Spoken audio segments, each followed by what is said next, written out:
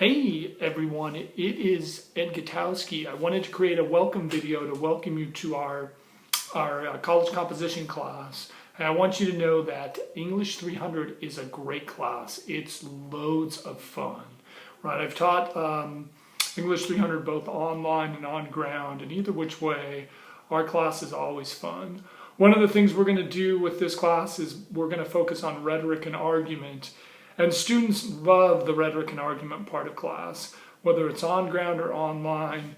The rhetoric and argument part is always just kind of loads of fun for students. I kind of wanted to talk just briefly about some of the textbooks for class so you kind of get a sense of the books that are required for class. So the first book we're going to look at is this one. This is the St. Martin's Handbook. And the St. Martin's Handbook is a great textbook. You can get a used copy if you need to, but it'll really help us with understanding how rhetoric and argument works. We'll look at things like logos, pathos, ethos, some fallacies, and it does a great job of also explaining MLA. So that's the first textbook that we're going to use. We're going to read two novels in class. The first one is Into the Wild by Jon Krakauer. And Into the Wild has just been a really fabulous book. I know that there are some students who said they've read it in high school before, but they really enjoy coming back and rereading it and looking at more from a literary and argument point of view. And I think one of the reasons Into the Wild is so successful because the main character is in a position that I oftentimes find many of my college composition students are. It's about a young kid who's going to college, and as he's going to college, he has these big questions. What do I want out of life? What do I want out of my education? And what am I doing with life? And so this kid does something that's kind of foolish, is after he graduates, he sells all of his possessions, gets rid of all of his money, and disappears into the wild, and no one knows what happened to him. 6 months later, he walks into Alaska with 10 pounds of rice and a pistol and tries to live off the land and ends up dying of starvation. And Jon Krakauer, as the author, wants to know what would motivate a kid who had everything going from him, coming from a well-to-do family, coming from having a little bit of money.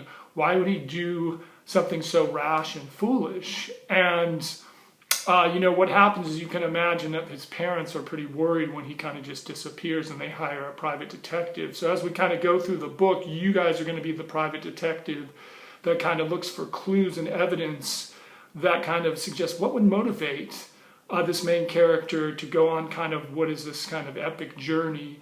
And again, this book is always lots of fun. It's pretty engaging for students, and I've got a great lesson plan associated with it.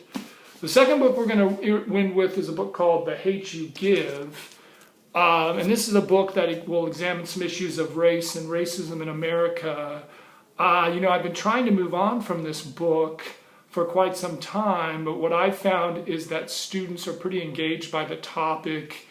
They tend to really like the book, and they end up writing strong papers. So I really just kind of wanted to continue the lesson plan that I have that's for The Hate U Give. It's perfect for an online class. And again, both novels are pretty accessible for students, and the book will bring up some great arguments. Some students don't like it, some students really love it, but either which way, I've used it even in a ground class. The students really appreciate being exposed to the arguments that the book examines. And then the last book we're going to use is the Siegel Reader Essay.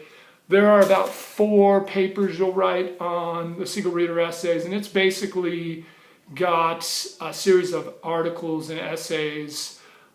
This has actually been voted the most popular book that I've taught. Students just like the readings. There's some great ones. We'll kind of get into them in week 2.